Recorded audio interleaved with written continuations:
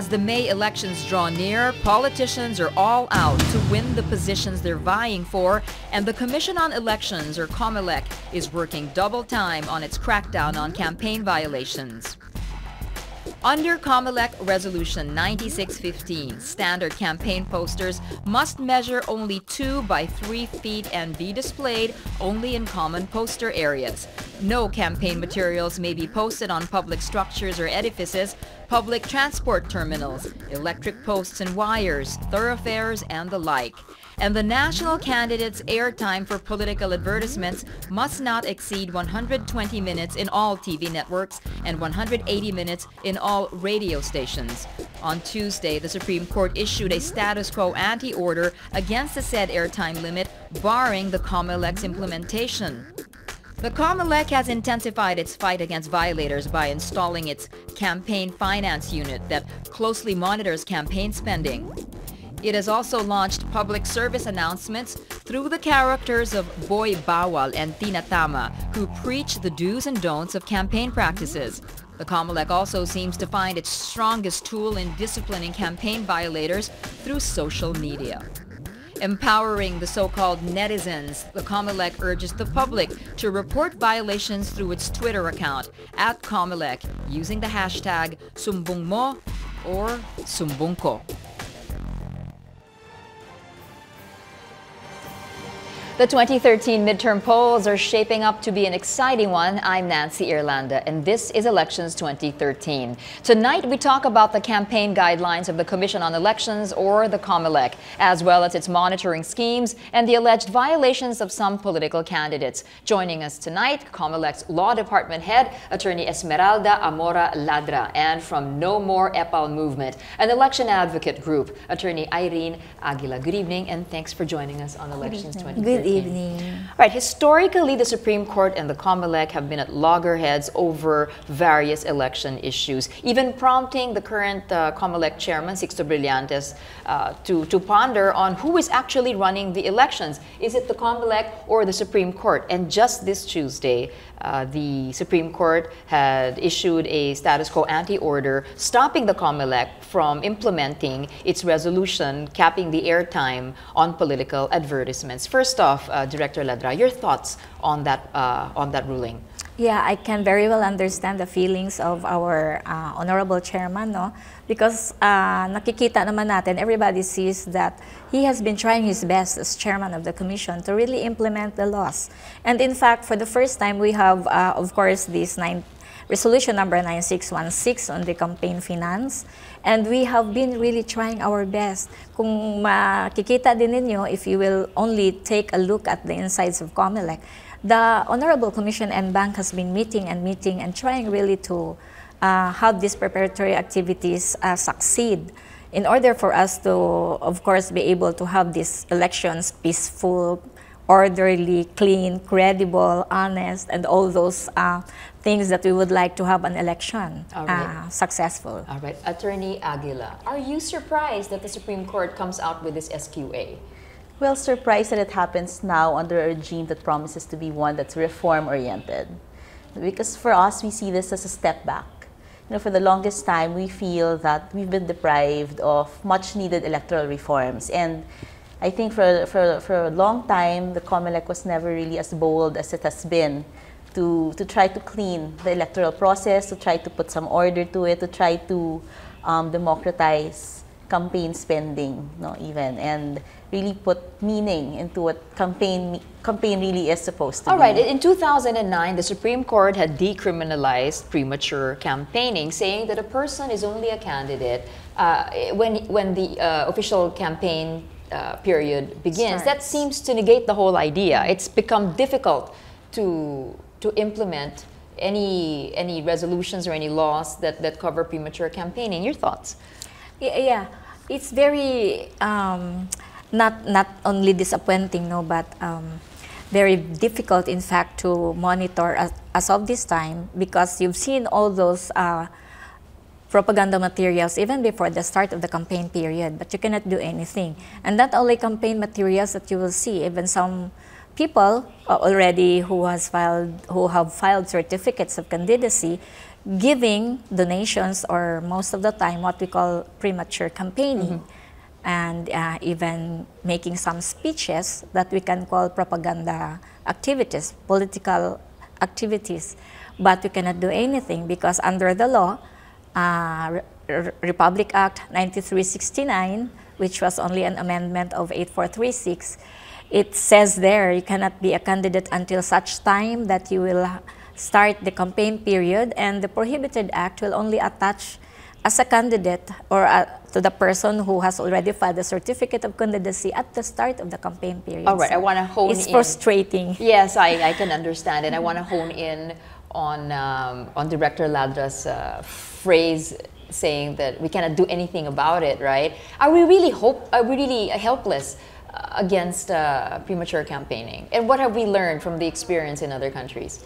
I think there's several things we can learn from other countries. One, we have to remember that our election season is really very short. It's really very protracted. So you have 45, 90 days. You think it's ridiculous? I think you can't really go around the country and explain your platform rather than do jingles and sing and dance and show your family portrait of people who've run it from your family. That's basically what happens during campaign season. So clearly you're saying that the official campaign period is way too short. I think the official campaign period is still too short, really, meaning for any intelligent discussion that stands to be able to go around the country. But that being said, like... what should it be then? How long? Well, I think sufficient, maybe 6 months, perhaps. I mean, like for instance, in the U.S., you have they just finished the presidential elections, and it's effectively almost a year of campaigning, explaining platforms. Although the structure is quite different, but at least you're able to engage the people and show the people an intelligent discourse on matters that are supposed to affect elections. Okay, and it seems that premature campaigning is not even an issue over there. No, because you really want to feed them information. That's why the reasoning with this recent Supreme Court decision, they're saying that it deprives people of information, putting a cap. When you really step back and think, what information do you get in 1-minute ads? You don't really get anything intelligent rather than just a snapshot of their family portrait, their name. Okay, so picking up on that, Director Ladra, how do we change the length of the official campaign period? What's the mechanism? What will it take? The Commission is the authority under the law to prescribe the length of time that it will declare an election period. On its own. But of course, the laws limit us up to 120 days. We can have 90 days, and maybe if we really need some more time. So we need to change the law then? No, we can under the rules and the laws. We can. The authority of the Commission is it can promulgate rules and regulations, even the duration of our election period.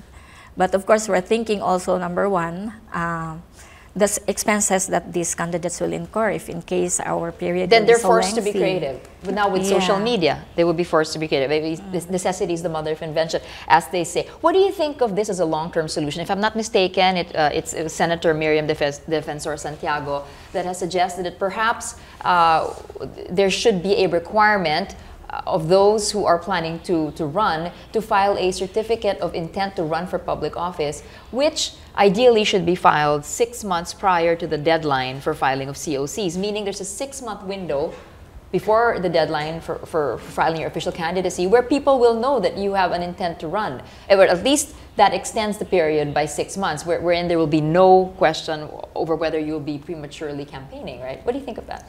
I think that's one of the many different things we can explore. I think we won't be lacking in needed electoral reforms that should be embodied in laws. You have campaign finance that I don't think will be addressed yet, even if you extend campaign finance regulations, which this resolution, which was set aside by the Supreme Court, was actually trying to do. That's actually one of the bigger components that has to be addressed, which I'm not sure our legislators are up to addressing just yet. Okay, what do you want to see? I'd like to see, hopefully, I'd like to see the new bunch of legislators coming in, someone who's really dedicated to overhauling perhaps the electoral system, putting in place laws with teeth laws that cannot be interpreted one way to favor those who intend to skirt around the laws. Something that is stronger, that can send a stronger message when you talk campaign finance. That was the goal, I think, of the resolution, which I know was spearheaded by Commissioner Lim.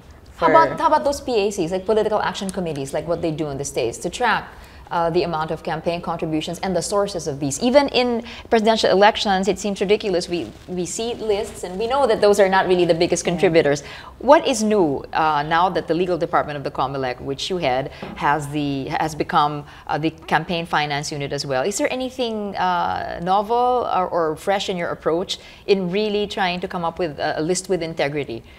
Yes, as of this time, there are so many requirements under our rules, which, of course, these candidates will have to submit, like, for example... After the elections? No, the submission of the statement of contributions and expenditures will be 30 days after the elections. Yes. But as of now, we also require our candidates and even political parties and party lists to submit to us the statement of contributions and expenditures, especially during public rallies.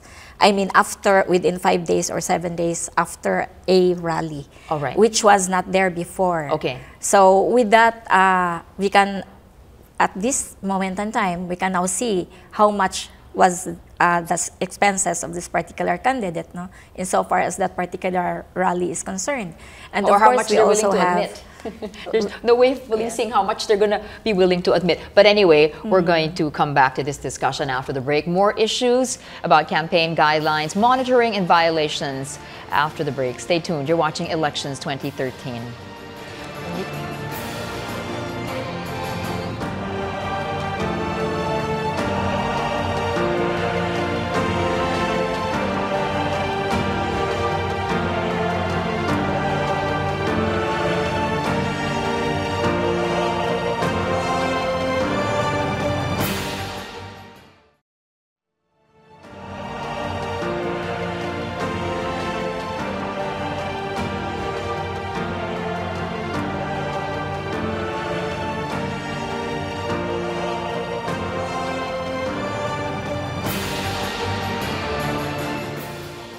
Welcome back to Elections 2013. We're still talking campaign guidelines, monitoring, and violations. And back to our guests. What has been the most rampant campaign violation that the No More EPA movement has observed? Well, we think it's, aside from the overuse of TARP, and I think it's the inappropriate. But better than those posters before that would run like a kilometer long, right? And they would stay there 20 years after the election. We still have some of them up there. We still do. Yeah. We still see I think some of those. One of the worst things that we really don't like is the fact that people still name buildings after themselves. There's a law already saying that you're not supposed to name public places after living persons. Yet you see these congressmen naming barangay halls after themselves. I mean, if they're in a hurry, to pass on to the next life, then I don't think they should run. Then do we that's stand the thing that we really hate, because you're claiming that that's a form of campaign, because your name is plastered for eternity until that building is erect. As far as you're concerned, it's not only a form of campaign, it's a form of unjust vexation, isn't it? Of course, yes, because you're taking credit for the hard-earned taxes of the people and saying that it's your sweat and blood that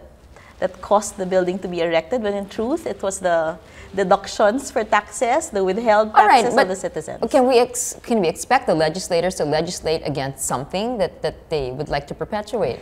I think that's the thing that perplexes people in the civil society movements, yet they're very well aware that legislators will not put a gun to their heads and shoot themselves. That's why the difficulty in getting legislation such as the Freedom of Information Act passed or the Anti-Dynasty Act passed. You can't expect people who intend to violate the same to do the passing of the law. So better not to have a law, so they have the excuse that there's nothing being violated. So that's why our appeal always to the public is, rather than wait for the law, we should support these efforts, for instance, of the COMELEC, which go into the heart and the spirit of what a democratic practice is, such as an election. Okay, generally, is the No More EPA movement happy with the way the COMELEC has been trying to enforce efforts against premature campaigning. The Comelec has promised that as soon as the election period campaigns, they will be more determined and be much stricter. Have you seen that? Yes, considering the limitations that are there and because of the Piñera Doctrine, which you discussed earlier, considering all these external limitations, I think the Comelec, within its mandate, has tried its best to live up to that promise, to try to police elections as much as it can, especially when it comes to premature campaigning, excessive campaign spending. Yet here you have the Supreme Court saying, you're not supposed to be doing that. That's why for us, that's such a big step back. Because we've been waiting for this. Actually, the resolution was something that we wanted. We were wanting and hoping to be released by Comelec. We were pushing for that as well because we have a website, a Facebook account. We have thousands of people sending in everything they don't like about premature campaigning. And then Comelec says, yes, it's all wrong. And then suddenly you have some people saying, no, it's okay. Yeah, well, clearly he who has the strongest lobby rules the world, right? That's true. All right, but then trying your best. I mean, granted that the Comelec does try its best, you've got a whole horde of candidates. What is the mechanism that is in place? What is the process by which the Comelec assesses whether there has been indeed a violation of Comelec election guidelines? And can you actually consider all these within the time that is provided or available? Yes, with this resolution that was promulgated January of this year, about these monitoring activities that all Comelec people should do. Not only the law department, but even the entire field personnel that we have in the entire country. And we are also trying to get the support of the citizens through the Twitter accounts that we have. And in fact, we have been sending notices to all those who have been seen by violating our rules on propaganda materials. And we have filed several cases, election offense cases, and for those party list organizations who were not compliant to our notices, we also have initiated cancellation proceedings against them. So far, you're happy with the results? Well, at least as of now, we are really trying to enforce strictly the law.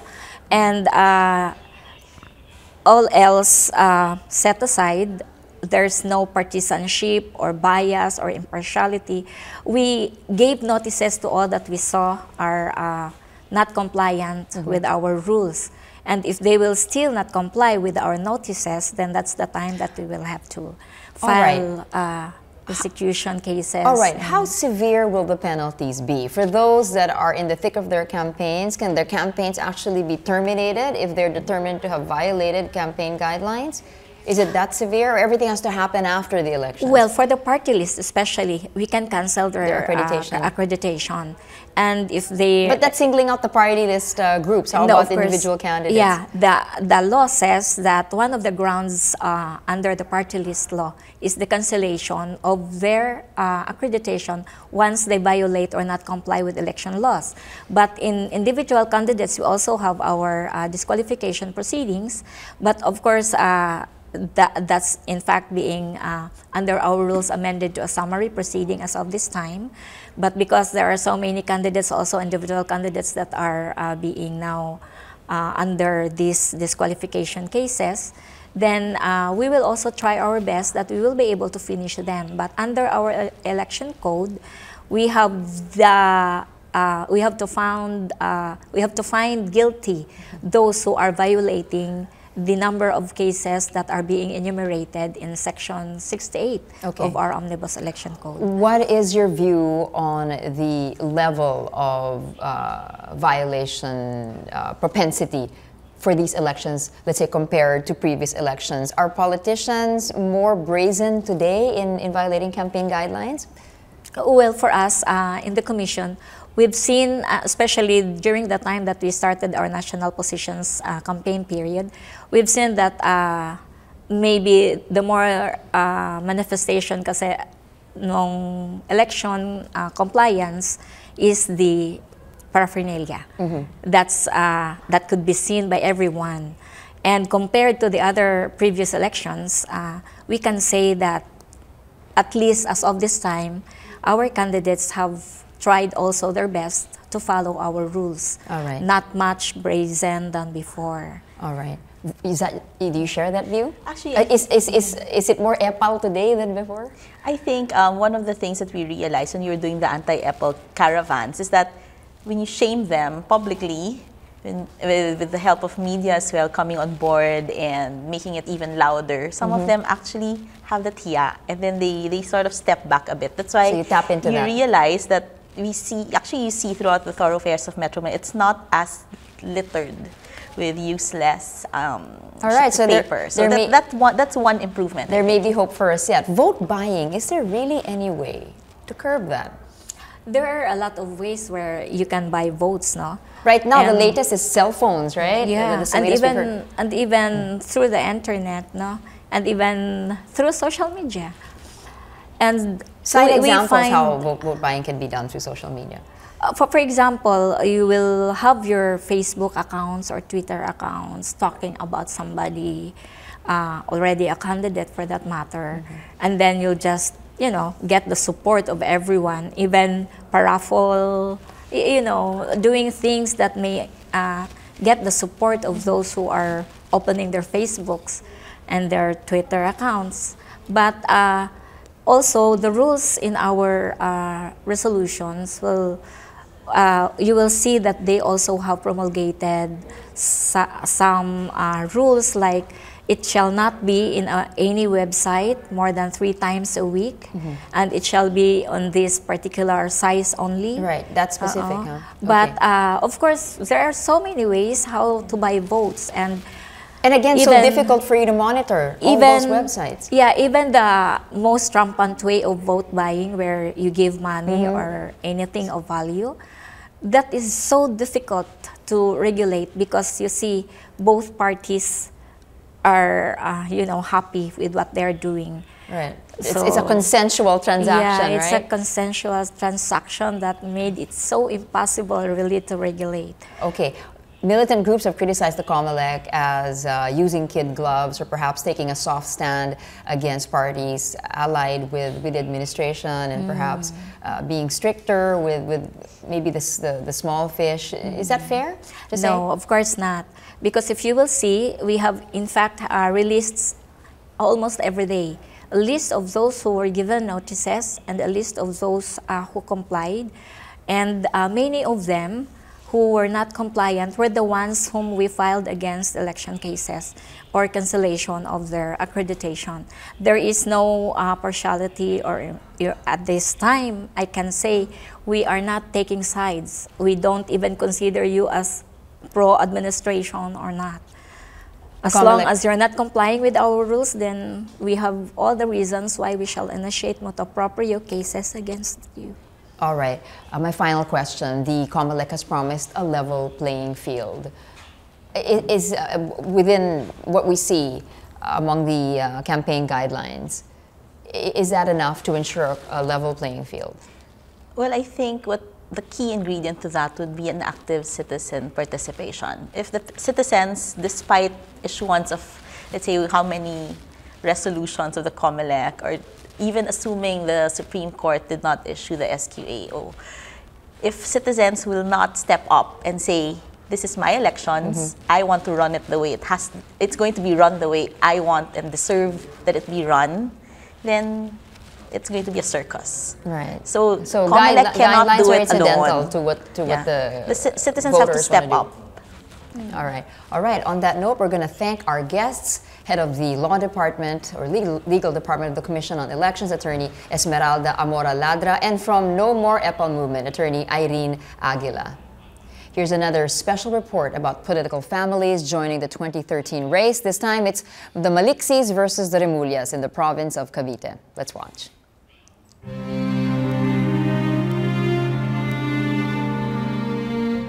The province's local politics can be traced back to its very first general and president of the Republic of the Philippines, Emilio Aguinaldo. Aguinaldo allegedly stole the presidency from another comrade and revolutionary, Andres Bonifacio, and ordered his execution. History seems to repeat itself as the midterm election promises the same intense rivalry between two political clans. Former allies turned rivals, Erineo Ayong Maliksi and Juanito Victor John Vic Remulla, go head-to-head for the gubernatorial seat. Awardee tayo ng Seal of Good Housekeeping, awardee tayo ng Good Governance, #1 tayo sa Region 4 in Governance as per DILG. Sa akin tingin, Ang gusto nang makita ng mga tao yung mga programa kung ano plano At yun ang napakahalaga. Ako, hindi lamang sa panahon ng eleksyon ko sinasabi yon. Kitang-kita ng mga kalalawigan namin, nung kay Gobernador, meron akong 12-point agenda na tumutugon sa lahat ng mga problema na aming nakita. Their fate lies on the 1.5 million registered voters of Cavite, the second largest voter base outside the National Capital Region. The province is declared as an election hotspot this year.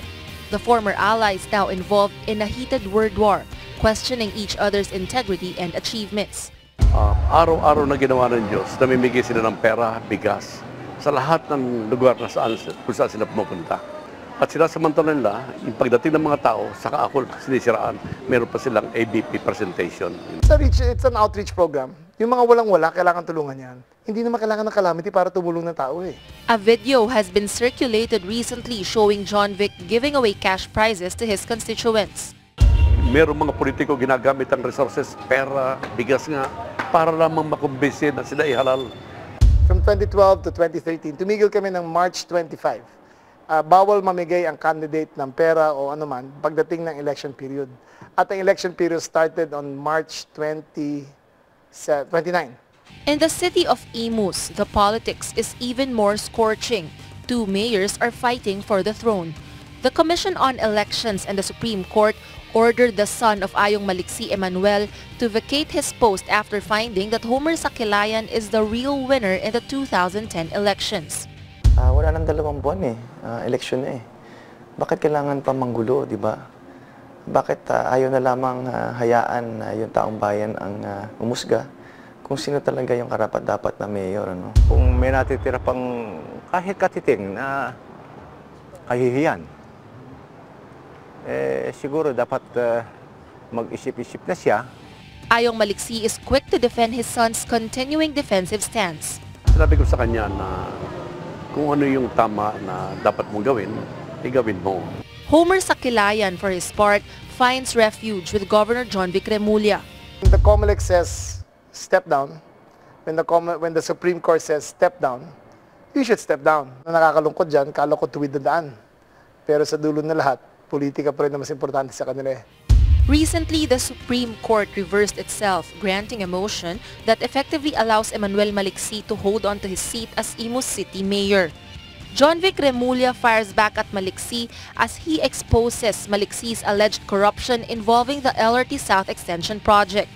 The 11.7-kilometer project stretches from Baclaran to Bacoor, amounting to the total project cost of 59.2 billion pesos. The LRT extension requires two things: soil piling and relocation of affected residents. Sa test ng NIGS, National Institute of Geological Sciences, ay yung lupa sa loob at yung lupa sa labas, yung control site sa labas, iisa lang.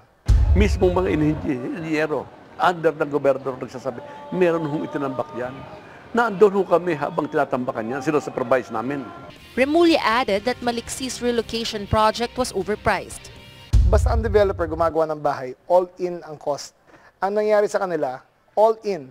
Ang nagawa nila, instead of 2,500, ang nagawa nila 180 houses. Saan ko itatayo yung bahay na yun kung hindi ako bibili ng lupa?